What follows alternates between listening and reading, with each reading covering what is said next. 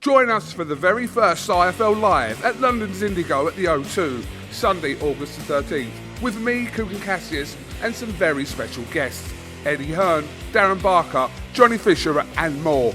Tickets now on sale. So in the words of Eddie Hearn, you get up, you dress up, and you fucking show up. This is Joe Pugh for IFL TV, proudly sponsored by Everlast Sheffield with Big B. What was that all about? Big B? I don't know, you tell me. I've just come over and you look confused there, mate. I'm just as confused as me. Exactly, I am. So big fight week. First of all, before we move on to Pat, big announcement, Shabazz Massoud, you have been banging the Shabazz drum for a hell of a long time. It was his coming out party last time out against Jack Bateson, but now he's got the big contract, big opportunities, and it's full steam ahead for Shabazz? Yeah, full steam ahead, you know. He's 11-0. I think that he's super talent, bundles of potential. I think that it's just a case of experience, ticking a few boxes along the way. Deals like this, yes, of course, you know, they're fantastic. The platform is all fantastic. They give you opportunities, but at the same time, the consistency to be able to box, one, for his development, two, you know, he's got a good deal there and for good money, which means that he can then reinvest in himself, sparring partners, etc. All of these things you have to take into consideration when you're looking at the development of a fighter. And I think that Shabazz has got all the tools that he needs. He's got us, his team, he's got Eddie and Frank and the Matchroom team and the Zone platform and Shabazz himself, the product, the goods to fulfil what everybody needs to get out of this partnership. Pat McCormack, another step up. He's just going through the rounds, going through the motions, but this is by far his toughest test. But you think he'll overcome with ease? Yeah, look, you know, I think Tony Dixon's a game lad. I think that he punches harder than his record suggests. I think he's tough, well conditioned. I think that he has boxed other prospects before. He's won some, he's lost some. I think that he's got nothing to lose.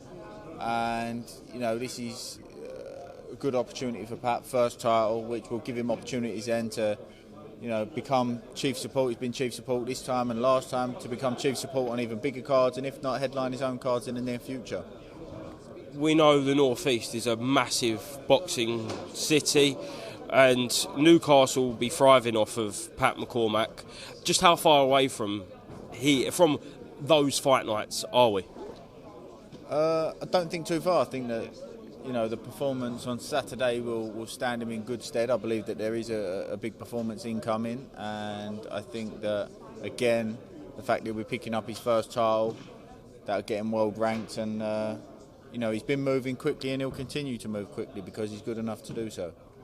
Leigh, is that City Ground Josh Warrington fight happening in August, September? I think the City Ground, unfortunately, is looking like it's off the cards. I think because the timing of it's in the season, they're laying down a new pitch.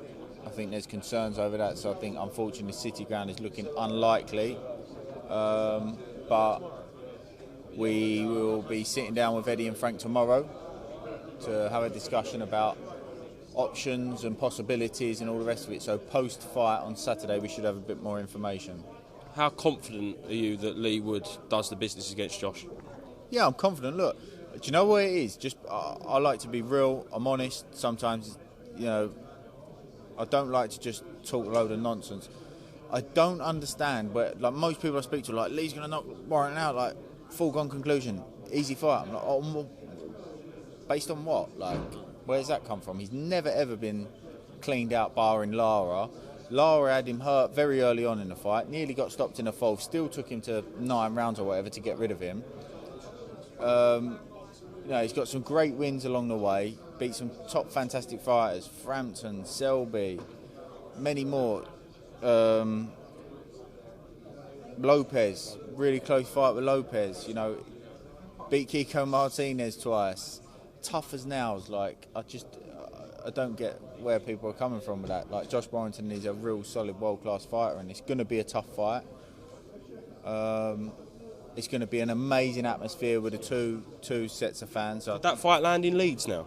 I think Leeds would be unlikely, but yeah, like I say, I won't have any more. Yeah, possibilities until we sit down tomorrow and discuss. Last thing I want to speak to you about, Billy Joe Saunders. Obviously, we know he's in and around your gym. He's been sending out DMs, posting it. Has he got the bit between his teeth? Will we see him in the ring? Yeah, we are going away next week to start training. So I think keep your eyes peeled for the end of the year. A big name. Who do you want to see him in? Because obviously this is the final phase of Billy Joe's career.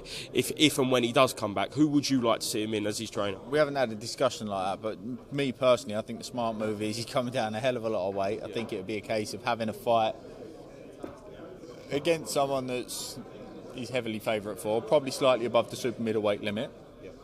And then next year we'd look to get active and have a big 2024. John Ryder rematch? Not straight away, but it's definitely a potential, in 2024, I believe. Excellent. Ben, thank you very much for being to IFL TV, and best of luck on Saturday night, mate. Thank you.